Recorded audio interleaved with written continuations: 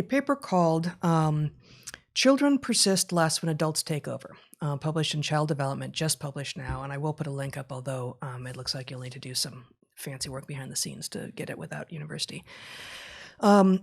Just to say what they've found, it's a pretty good paper. It's social science, and they do three separate sets of experiments. And this paragraph from the discussion aptly summarizes what they've done or what they've found. We found that when adults take over and solve hard problems for children, children persist less. First, we showed that parental taking over negatively relates to parent report of child persistence. Yeah, it's not so interesting, right? Then, the second two experiments they do. In an experimental study, we demonstrated that taking over causes children to persist less on a subsequent difficult task. And finally, in a second experimental study, we found that changing the language and context of taking over slightly, but not significantly, ameliorated the negative impact of taking over on children's persistence.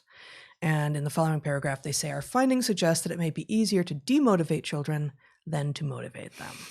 Which I thought that was sort of the crux, and that we can, you haven't read the paper, but I don't think you need to. Basically, what it says and what Lenore says in tweeting this, Lenore Skenazy, it's like, well, this should be obvious, but so much of modern parenting style is about intervening, is about getting in the way of normal childhood and normal childhood development. And in this case, it's not about drugging. It's just about a parent watching a kid struggle in a small way with like a puzzle or a task.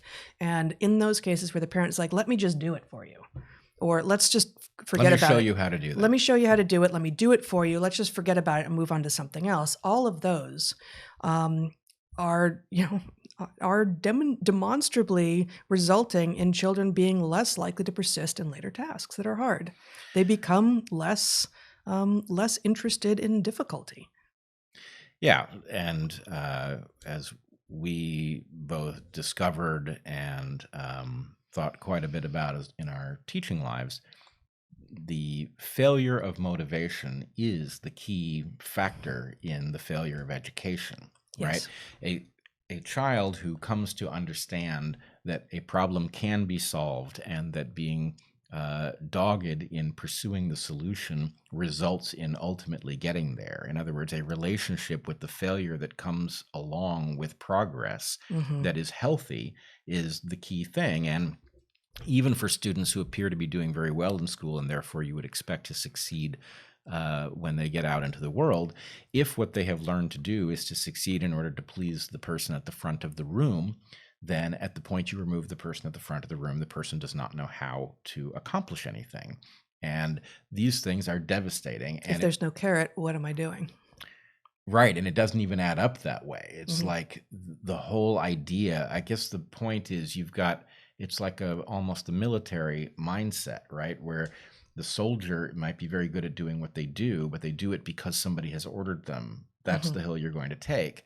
And to the extent that that's the educational model, then the point is, okay, well, this may be great for producing people who will do what their boss tells them to do, but it's not great for teaching people how to innovate and solve their own problems or even recognize their own problems. Again, it probably makes the educational environment easier to deal with, right? Especially if you've got some unruly kids, some people who are unmedicated, ADHD types, right?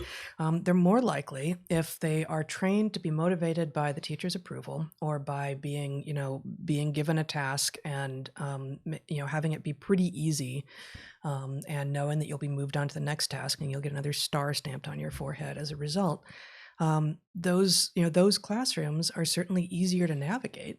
But they don't produce independent, autonomous thinkers with agency, nor, I think, what we are seeing in the world, nor do they produce people with particular amount of compassion and respect for people who don't look like them. Yeah. Like that is actually what we are seeing, is that the people who are yelling loudest over in Wokeville are actually the least compassionate and the least respectful of people who don't sound just like them.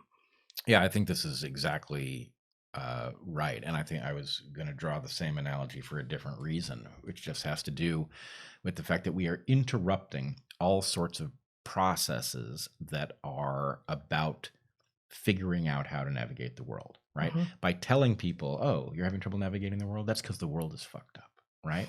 Now, the world is fucked up, But when you tell people the reason that you're having a problem is because the world is fucked up, and therefore it relieves all of the burden on you to figure out how to interact with the world, then you don't learn how to interact with the world. What you do is you demand that the world be bent to fit you, and that is not viable.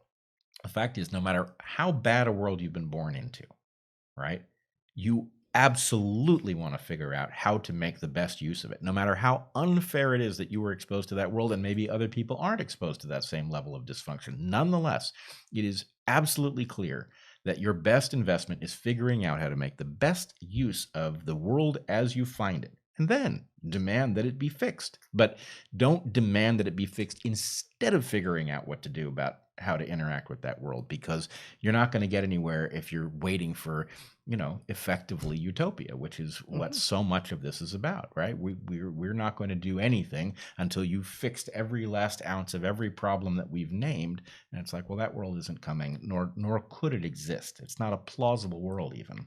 Yes. So you're harming yourself by, by stamping. Effectively, we've got a generation that's stamping its feet, in the aisles of the market, demanding stuff, right? And well, it's a disaster. As Nancy Rommelman has said many times, they have demonstrated a clear ability to break things, but we are still waiting on a demonstration of their ability to make things.